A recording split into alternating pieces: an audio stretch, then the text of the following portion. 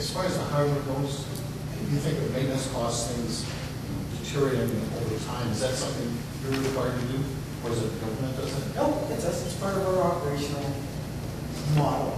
Right? We get paid by the government for each one of the services that they get. So they built this network, yet they still pay a monthly fee, far less monthly fee than they did in the remote areas. But it was the foresight of build this network now, reduce our operating costs, and have the benefit of bridging that digital divide in these smaller communities. Because in all honesty, and I think this is something that happens anywhere in the world, the smaller communities really, really hurt, right? And to have internet access is a benefit in those small communities. I mean, like I was talking about my friend who's a farmer out there. I went to the town that he's in, and they're in a condo unit. And I'm like, you've got to be kidding. A condo unit in Bergen? Right? And because you flattened out your healthcare, your education, and you have internet access, these are people that were born and raised in these communities, and they don't want to leave. Right? So they're moving in off the farm, moving into town, and quite happy to be there. Right? The biggest thing is healthcare for these guys. But when you have a network like this, I know it's got to be a problem here, because it's a problem everywhere, is getting doctors to rural communities.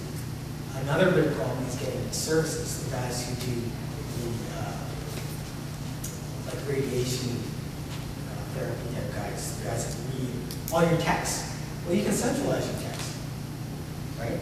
You don't have to get them, or what happens in Alberta before the SuperNet is they would have to come to Calgary, the bigger centers, to get all their testing done, to get the results of the testing. They still have to come to the centers to get the testing done, unless the equipment is. Then the images are anyway. Right? You don't have to, if you're up in Fort McMurray or up in the north, you don't have to come back, keep coming back down to the major centers, right? Not big. With the government owning that, is there any complaints out there as far as the government watching that and keeping an eye on people what they're doing with the internet? No, because these are fully separate. Well, they're separated VPN-wise.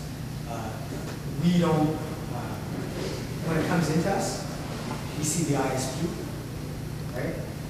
The ISP may monitor what people are doing. I don't know how they run their business, but yeah, there's no, it'd be just like the incumbent, right?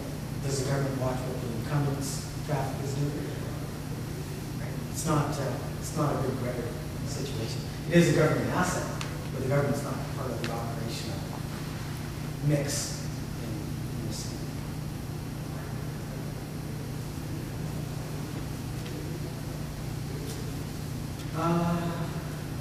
What else? We talked about the guaranteeing the throughput levels, the car being your car, not no oversubscription, not having other people's bandwidth affect you, right? And that's why we go that Ethernet point to point as opposed to PON or optical Ethernet or anything else. You know what's interesting about this network is we run this network, Axia runs this network, including field ops, including customer care, including sales, including the NOC, including network engineering. That's 100 people, right?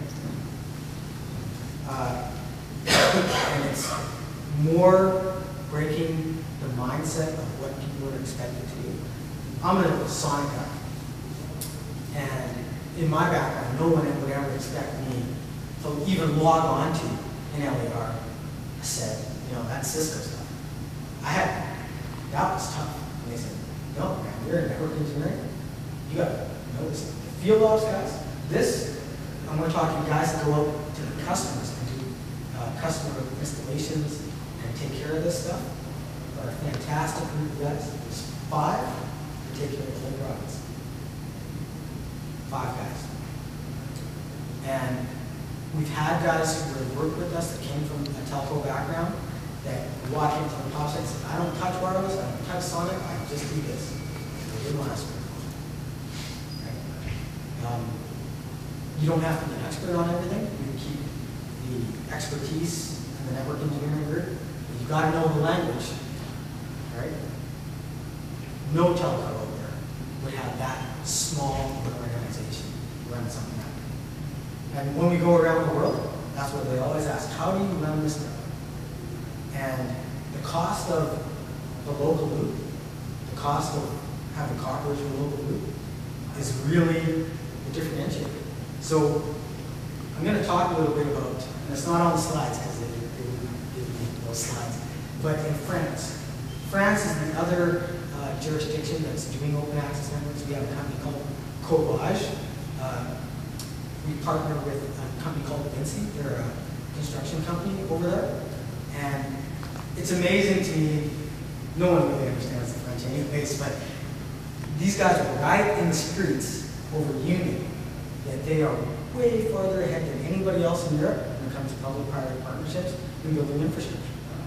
They have a PPP, DSP model, public-private partnership, and I can't remember what the DSP stands for, but they're all for it, right? So we've got 13 networks in France right now that are kind of regional. We're building a national backbone for them.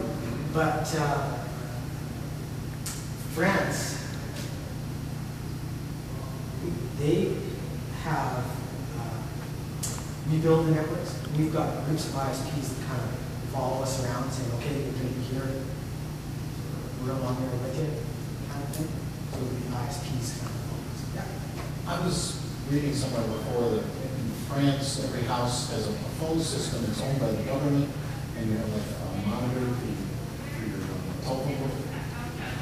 I don't know. Right? Sorry, That's right. Yeah, I don't know. But so open access networks are gaining traction around the world. We only do business in places where the government has come to the conclusion that they want an open access network. So Alberta is the first and the biggest in the rural example. France is kind of doing it province by province, smaller networks. They've got a lot of fiber infrastructure in France, but they just didn't know how to make it all work. Right? The big one that's on the map now is Australia and Singapore. Singapore is doing an urban example of an open access network. And what they've done, so we talked about separating your network from your services.